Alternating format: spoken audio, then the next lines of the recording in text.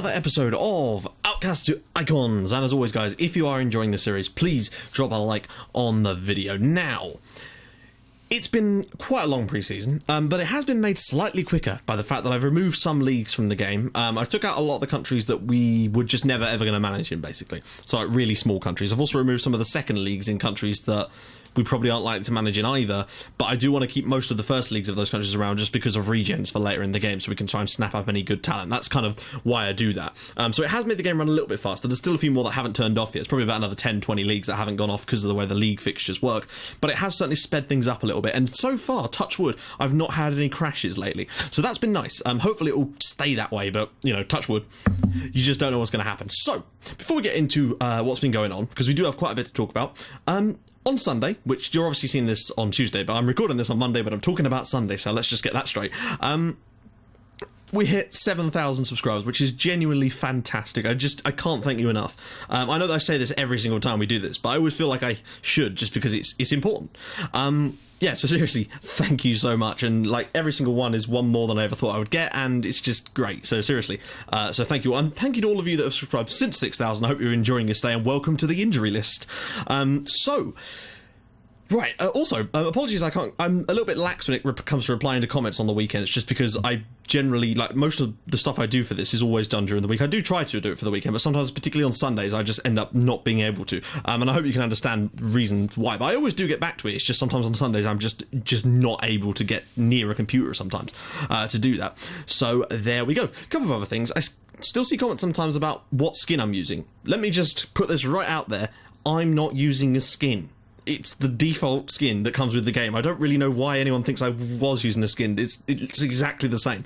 Sometimes I have extra panels because this is a 1080p screen, so it displays more content. That's why my older videos, if you notice that there's less stuff on it, I haven't changed the skin, it's just when you put it on a higher res monitor, it adds more stuff to it. That's the only thing I can think of. I use a mod pack, not a mod pack, like a panel mod to make the pictures bigger, but that's about it. It's not actually a skin. I don't have any skins. I can't see, I don't see the point in them. That's just my opinion, of course. I know that lots of people like skins, but I personally don't, so there you go. So, what else have we got to talk about? Right, okay, first thing, I did get offered one more job during the summer, surprisingly only one, and that was the Leeds United job, but they were a struggling team in the Championship, so it just didn't really interest me, to be honest. Also, St. Pauli got promoted. I just felt like throwing that in there. So what else have we got? Also, guys, you want to see our manager stats, and I will definitely be showing you that in this episode, so don't worry about that. And the other thing is, I was thinking about, because obviously I want to do some national team management in this save, but what I'm thinking is maybe that would be something we should do after we've completed the initial objective. So first, the objective would be to win the Champions League with a team that has never won the Champions League, never won the European Cup before, so that excludes not just Champions League era, but all the way back to the 50s. So there's a big list of teams that have won it, so those we won't be going to any of those.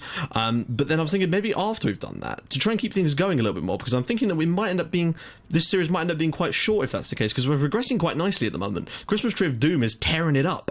So I'm thinking maybe after we've done that, we should try and win the World Cup with a team that's never won it before either.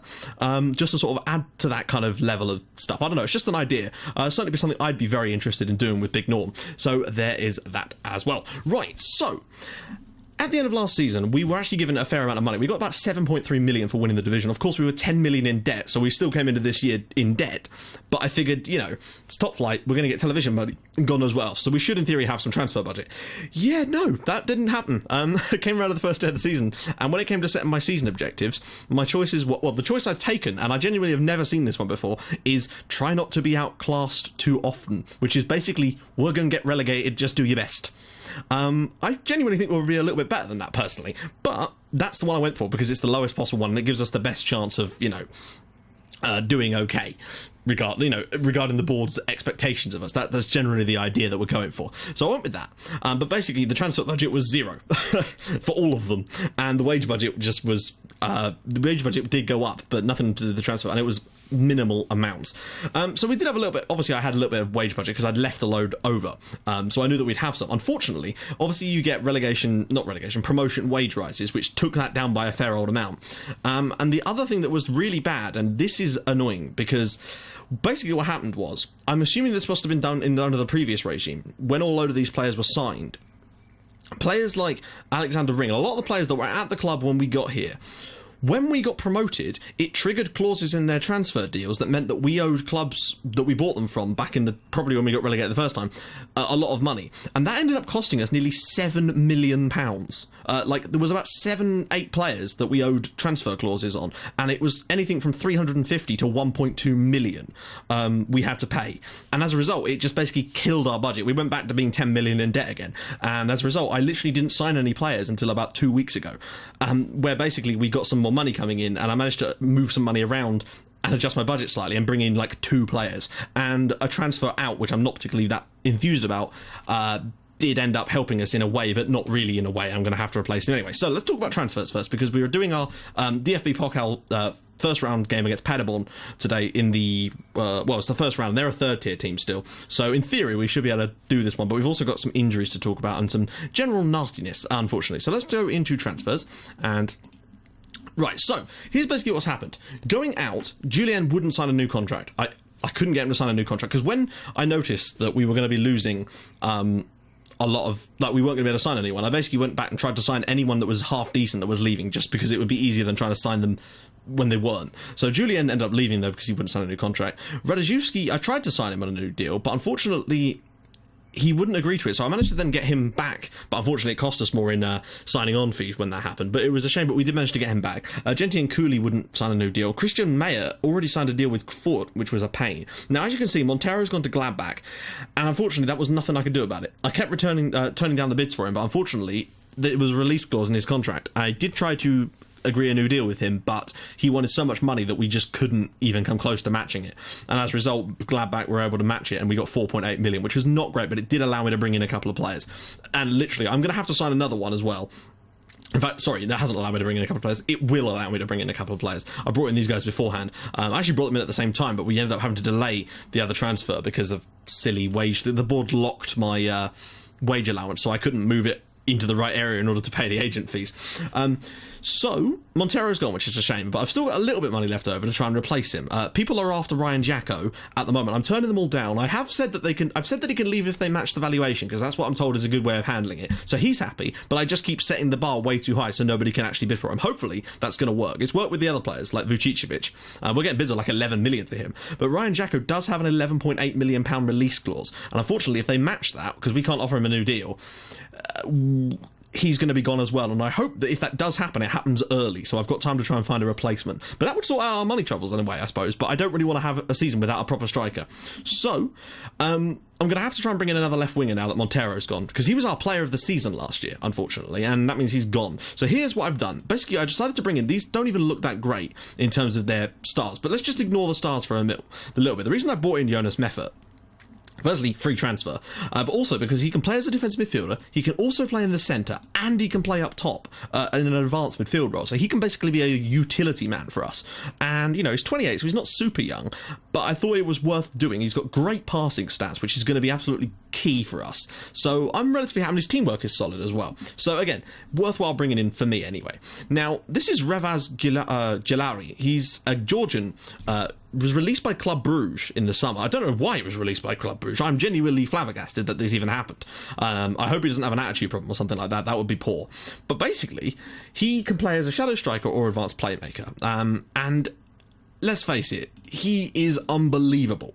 So just looking at his stats for that role, they're unbelievable. I mean, vision's a little bit low, but then again, it's not even that low. It's still pretty decent. But look at that. 20 for determination, amazing leadership abilities, first touch is solid, his technique. He looks really, really good, but still only 3 stars. So I'm not entirely sure where that's come from. Point is, he's going to be pretty decent for us, I feel, anyway. So it was good to bring him on board.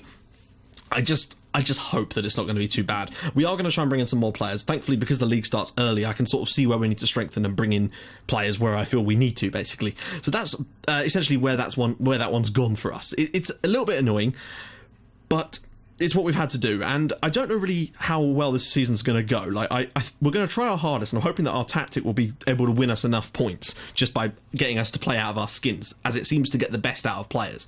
I felt like last year we were sort of probably one of the 4th or 5th best teams in that league, but we managed to win it. And the same with Spartak over in Kazakhstan, probably 6th or 7th best team, yet we managed to win that league twice. And I think this should give us enough to sort of manage to keep our heads above water this year. But I do think that perhaps it might be the last season at Hertha, just depending on where the job offer's coming. Like, if we get a seriously good offer during this season, we might have to take it and move on, because I just feel like this club is not treading water, because I think that if we could stay up, it would probably set ourselves up quite nicely. But unfortunately, a lot of our players are going to get poached this season, and I'm still worried that we're going to lose them in this transfer window, which kind of sucks, but there's not much you can really do about that. So let's get into the match today. We're playing Paderborn. Let's do... Oh, actually, you wanted to see my managerial stats. Let me just do that now. So, profile. Here we go. When it eventually loads. I did click it, I promise. There we go. Fucking hell, that took ages. Right, so as we can see, we're doing really well in our tactical coaching. Because of obviously our badges. Our badges have allowed us to certainly extend a lot of these sort of stats. So technical coaching isn't too bad. Attacking's looking good. Unfortunately, the mental stats, as you can see, discipline just isn't going up. Management and motivation at least is improving. Our youngster knowledge is going up. But unfortunately, these just don't seem to move at all. And our working with youngsters, despite how many players we bring through that are young players, it doesn't make any difference. But hey, that's just the way the game's designed, and we just have to kind of deal with that, don't we? But as you can see, we're doing well. You know, our rep is climbing, not by much. It's been 71 for quite some time now, which is odd. It's not gone up after us getting promotion, which is a shame. But there you go. Media handling is still solid. Tactical consistency, obviously, the more we play this tactic, the more that will be. Discipline isn't even that bad here, which is surprising, considering how bad we've had times with the players. But hey, 244 games in charge. We've got a positive goal difference now. We've actually won more games than we'd lost. It took us a long time to get that win percentage up. But there you go, guys. So, without further ado, let's get into the match against Paderborn today. So, yeah, first round of the Cup. We could have got a lot better ties, I feel like. Look, we're one of the few teams that are actually playing against a team that's in... Most of these teams are from the lower tiers, so I actually think we've probably got a bit of a... Yeah, and it's away, but we'll do our best. I think we've got enough to beat them. But unfortunately, as you can see, we've got a couple of injuries too, which doesn't help. Bartosz Kapushka got injured in our final friendly of pre-season. Torn hamstring, 3 months. And a couple of games before that, Christopher Kraus also tore his hamstring. 4 to 6 weeks. Don't know why it was... He wasn't that much... That's surprisingly short, actually. He's obviously got a bit of bounce back in him. I've given Kraus a new contract. But it's just as well we brought in 2 new midfielders, because these guys, just, wow. I mean, this is how we're going to be probably lining up this year. So Radziewski will be on the left for now, but I will actually be bringing someone else in for that role. Meffert, ignore that, because I think he is actually a good player there. Jacko up top, Todorowski, Bojic, Vucicevic, Weissenberger, Tom Casey, but we do have Dennis Rudolph as well. And of course, Breno, Kraft is still in goal, so all is going well there. And obviously, you can see Jilari has dropped straight in, but of course, we do still have Kraus and Kapushka to come back. Alexander Ring, of course, is still here. I signed him onto a new deal. And of course, we've got some okay players, but I still think we're going to need a stronger squad than this. So I'm going to try and go out and definitely try and sign a new left winger, because that left side of our squad is so important, you know. When you look at the players that have occupied the Christmas Tree of Doom's left-sided midfield position, you know, Montero has been playing out of his skin in that role, and I actually can't remember who played there for us at Spartak, but I'm pretty certain they were absolutely fantastic for us. So, yeah, that gives you an idea. Actually, it was more the right-hand side that was quality for us at Spartak, if I recall, because that's where, I can't remember his name, apologies, played. Yeah, so anyway, let's jump straight into this. I'm hoping for a good win today. I'm hoping. I just want to see what Jilari and Meffert can do on their debuts for us. You know, they're not particularly great on match fitness, but we really don't have much of an option at the moment. We good here? I did watch one of the friendlies on slightly higher. Right, good. Don't know who that is, as always. So, I'm hoping... I think we've done quite well against systems like that in the past. So, I'm hoping that... Oh, wow, okay. He's obviously pretty confident that we should be able to beat them. So, that'll do me nicely. As long as we can win the game, I'm not too bothered about how emphatic we are. Obviously, it would be nice to see a good win on the day, just so you guys get something awesome to watch. But, you know, I'm not overly bothered by that. I just want to see what Jilari... I'm particularly interested in what Jilari can do. Some of his stats seem to suggest he's better than the star rating would play out, but hopefully he can demonstrate for us that this year, there we go. Got my words out eventually. Look at the possession stats for Vucicevic. He's actually said he wants to stay. To give you an idea, that's so important because he's probably our best player Of any players we've got, he's probably the highest rated, I'd say. He's nearly 5 stars. So for him to actually say he wants to stay here is great. I think that might be because he's come up through the youth academy, and maybe is a supporter of us. I don't know. What are we doing defensively here, guys? Come on. There we go. Tom Casey with a good tackle. Could be a breakout season for him. Jacko, if we can keep Ryan Jacko this season, I think there's a good chance of us staying up. He's done well for us last year, considering he was released the season before. Meffert. Jalauri. Oh, round through for Jacko, and it's well blocked in the end there. It's only our first shot of the game, but a good chance on the board for us there. I'd like to see him maybe get a goal today, just so we can start off solidly.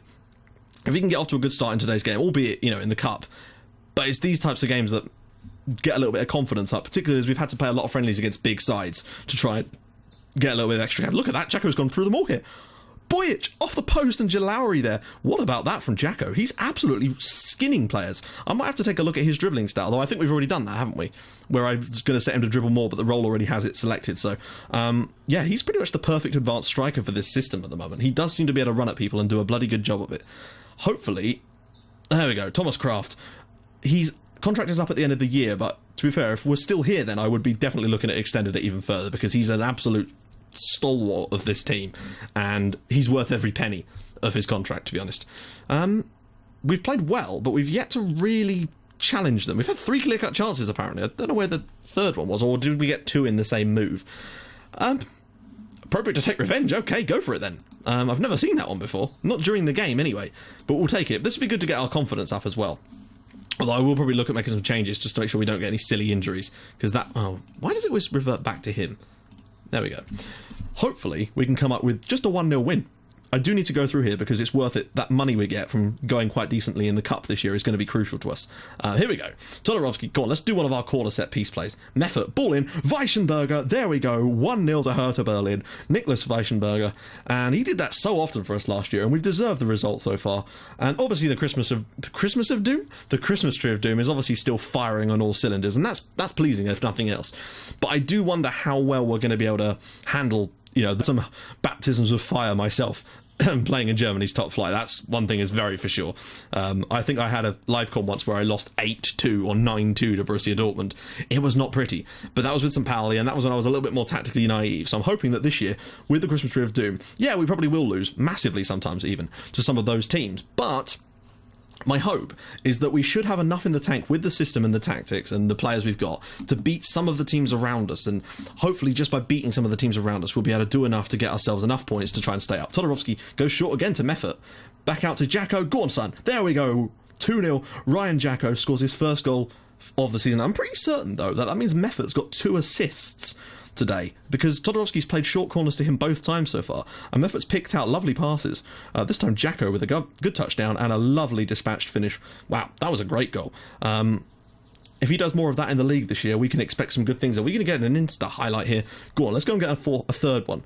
A little bit of confidence on the opening day would do us wonders. And a clean sheet, though. I would really like a clean sheet, so let's just not let them instantly reply. That would be just ideal. That's right, it's a silly angle and he's never going to score. Well, wow, we actually got a goal kick out of that too, even better. Right, let's make our first... Oh, hello. Sorry, we've got one more corner. Todorovsky goes short to Meffert. Back to Todorovsky this time. Is he going to go back to Meffert? He probably is, isn't it? Yes, he is. Can he pick out a pass, Meffert? Goes back out to Jalauri this time. Goes for goal, and it's saved by Lucas Rader. This is an interesting turn of events. I think because of the players we've got in the team and the way it's working, the corner routines have changed slightly. Or rather, the players' positioning has changed slightly, and it means that we're playing a lot of short corners, and that seems to be working quite nicely. So I'm not going to knock it. Right, we're going to get Boyic off for now, because he's not having the best game. Nor there is Radziewski, but we don't really have anyone that can play there as yet. Who else? And we're going to get Rudolph on for Casey. I know that he's got better conditioning, but he's not having a good game. And we'll just stick with that for now, and I'll save my other substitution, I think, for the inevitable injury that will come at some point here. Meffert, can he get it back across? Goes short for Weissenberger. Go on, get it back to Meffert. Oh, I was hoping he'd flip it round. Meffert is looking like a really dangerous player to have in and around the box there.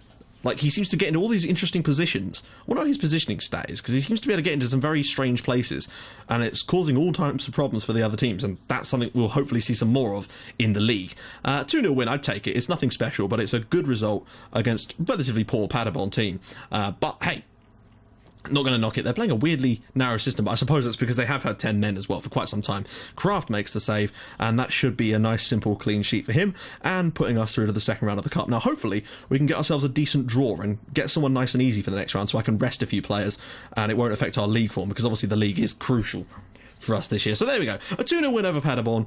You couldn't have asked for it. 2 assists for Jonas Meffert. I'll take it. In fact, not only will we take it, we'll take that. We'll sail that home. Yeah, they didn't have a good game really, Paderborn themselves. They had some issues. Wow, there's been some big scorelines elsewhere, but that's not really that much of an issue. So there we go.